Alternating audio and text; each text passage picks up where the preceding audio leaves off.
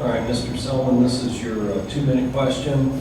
Some people view a college education as a public benefit. Other people view it as a benefit to the individual.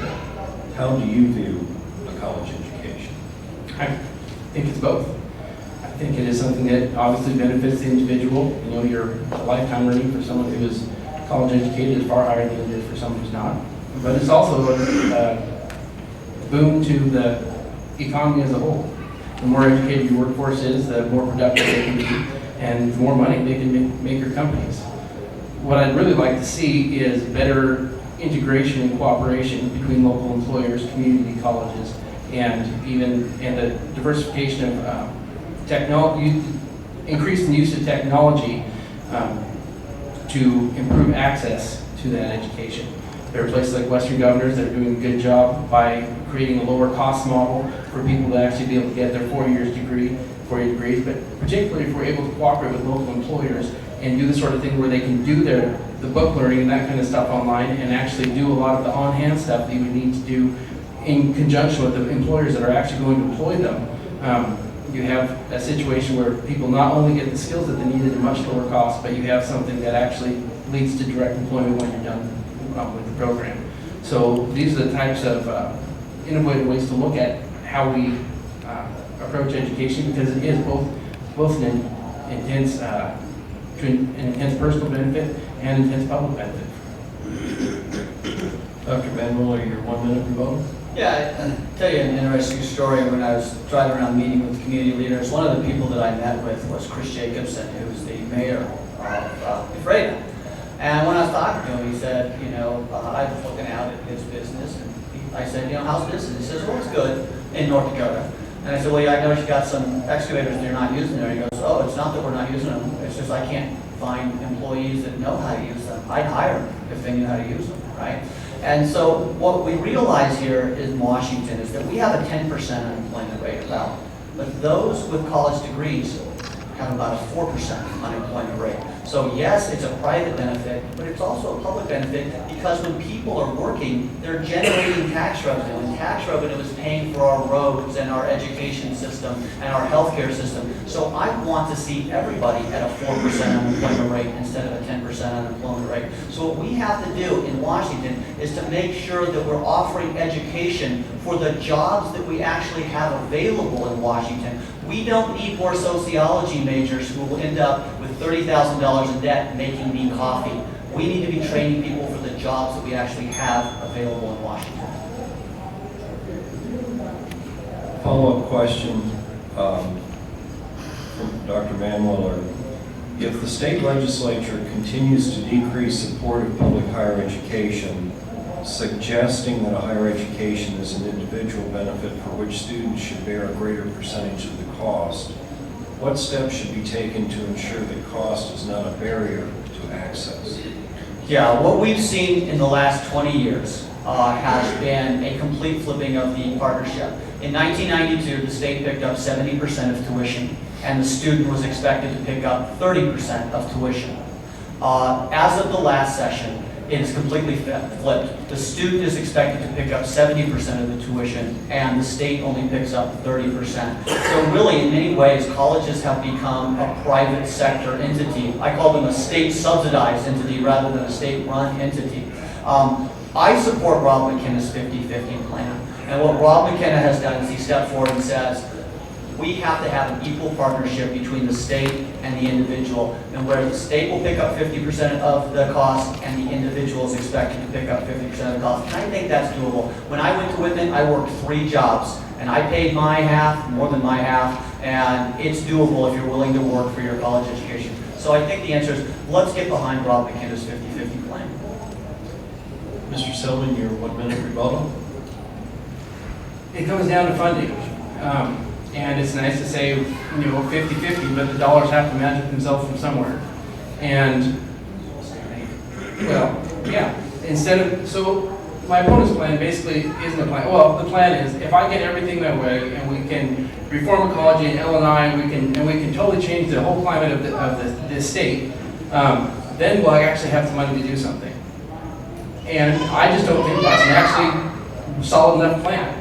Sometimes you don't get everything your way. You don't usually get it with your friendships, you don't get it in your marriages, and you don't certainly get it in politics.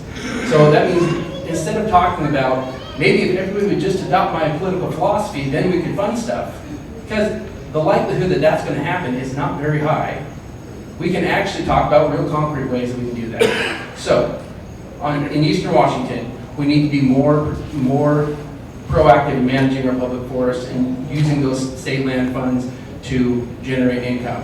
We know that if we don't manage those forests actively ourselves, they will get managed for us. So that is a premise that you've already heard the state make idea. These are real ideas for how to generate more income, not just, if everybody thinks the way I do, then it'll work. Dr. Manweller, your 2-minute question. What do you see as the 13th District's major public safety issues? How would you propose to address them? That's a huge question.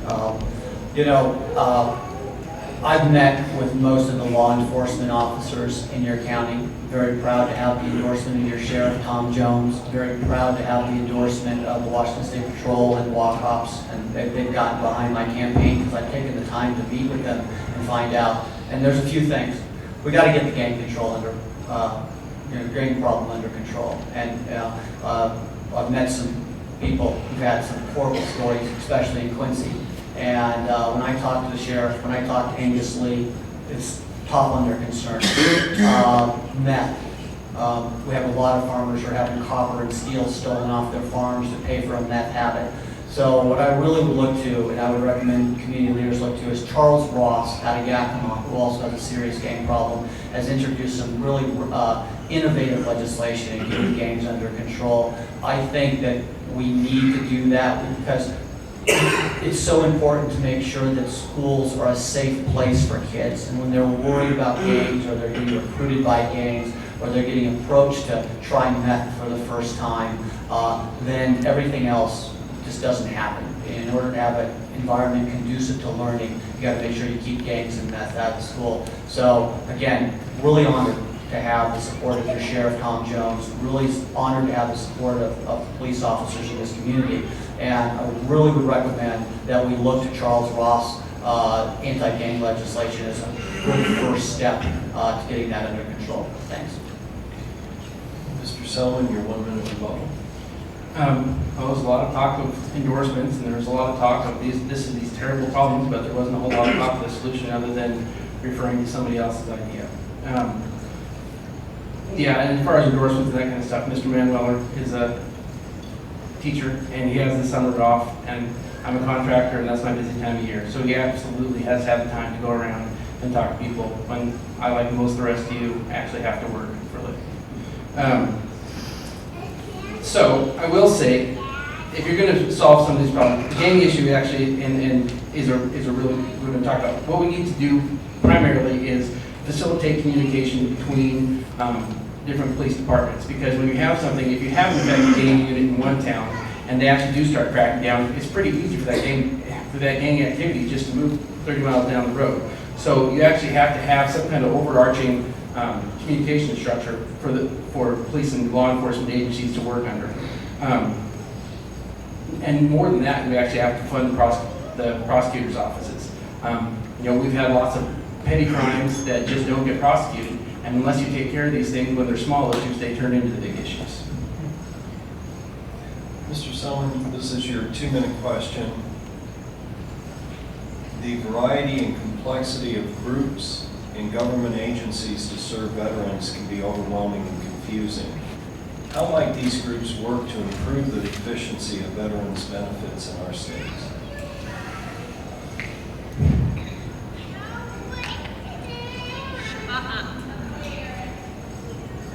It is a lot of agencies.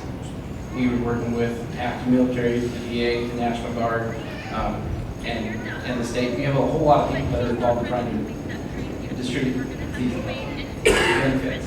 And honestly, I don't know the answer. That's not something that I've spent my time researching on. I will tell you that I have deep and abiding respect for people in our military, and I think that it's incumbent upon all of us to make sure that the transitions back to civilian life, especially 10,000s, are coming home, is effective, and I think that's one of those things that is and helpful. And if we can find ways to use our community colleges and job training resources to make that transition one that is that puts the dedication and the discipline that they've learned in the military and equip that with the job skills that local employers need. That's one way that the state can help. To come in as state legislator and try to figure out how to make the DA less confusing just isn't something that this job is part of it. And honestly, it hasn't been where I spent enough of my time really researching. So if I'm not an expert on it, I'm not going to tell you that I am. Dr. Manweller? Yeah, and I got to go back again, we're here at Big Bend University, Big Bend College, and Mr. Selmann walks in here and says, I'm not an educator, I work for a living. So for all of you professors and teachers and educators out there, apparently Mr. Selmann doesn't think that you work for a living, I would have to take exception to that. I think the teachers and professors work very hard and work dedicated to providing our students with the best education with minimal salaries and not always the best working environment. So I guess the broader sense is that if you're going to say things like that, if you're going to walk into a college and then say that you professors don't work for a living, maybe Olympia is not the best place for you. When you go to Olympia, you have to work with people who have ideas that are different than yours. You have to work with people from all different professions and walks of life. And probably walking into the Ways and Means Committee and insulting half the people in the audience is probably not going to garner a lot of support for the 13th legislative district. Now, to answer the question about veterans benefits, what we need to do is streamline the process. Governors can ask for something called pass-through authority, where the federal government will delegate their responsibility to the state so that you only have one agency instead of two, okay? And you can ask for exemptions from federal law so that you only function under one law, and a lot of governors do that, if we could pursue that option. Dr. Manweller, your 2-minute question. Immigration reform appears to be going nowhere at the national level after the DREAM Act was passed by the Senate, installed in the House and in Congress. What do you think is the best way to approach immigration reform in our state? Wow, that is a tough question. It is such an important issue, especially in an agricultural economy. We know that agricultural economies need an access to a reliable supply of effective workers, and most of those are immigrants. We've seen that with the apple shortages in Wenatchee, or the labor shortages in Wenatchee. So I have a few ideas. One, I adamantly oppose E-Verify. Okay? E-Verify is a cumbersome bureaucratic process that does not accomplish its goals and puts the burden on private businesses to become a de facto INS agent. Okay?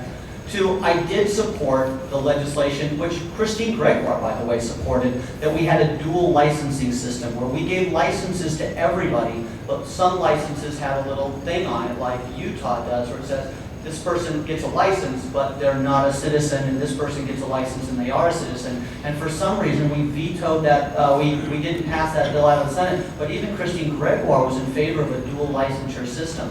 So, but a lot of this happens at the federal level with the A and B systems, the Visa A and Visa B system, where we bring in guest workers and stuff. I think for us, with having Doc Hastings as the chair of the Natural Resource Committee, we really ought to take advantage of the fact that our congressman right now is in a position to work out a federal-state partnership. But the truth of the matter is, as we saw in Arizona, as we saw in Louisiana, states can't act unilaterally on immigration reform because federal judges just come in and strike them down. So all we have to do is look any farther than Jan Brewer. And if you think you're a state that's going to go off and do your own your own immigration reform, you're going to run into problems. The two things I identified, E-Verify and licensing, those are within the purview of the state government, and that's something that we could effectively move forward on. Thank you. Mr. Selmann, your rebuttal. Immigration is one of those things that's often used as a wedge issue. I agree that we need to have a federal system in place that if people have a reason to be here and they have a job to be here, they need to have a way to be here, a legal way to be here. But it's interesting he brings up the Arizona law, because again, this goes back to how government is actually working and how it's really representing the people. So the Arizona law is one of those ALEC laws that was represented. One of the ALEC's big donors is the private prison industry. And So why would the private prison industry be interested in cracking down on immigration? Because it puts more people in the system and they can extract more dollars from the state to house them. So they actually are the ones that advance this bill and then put it forth in the legislature and create these wedge issues and find ways to divide us that have nothing to do, get us all riled up at each other over immigration that have nothing to do with immigration, but have everything to do with lining the pockets of the people who support the politicians they fund.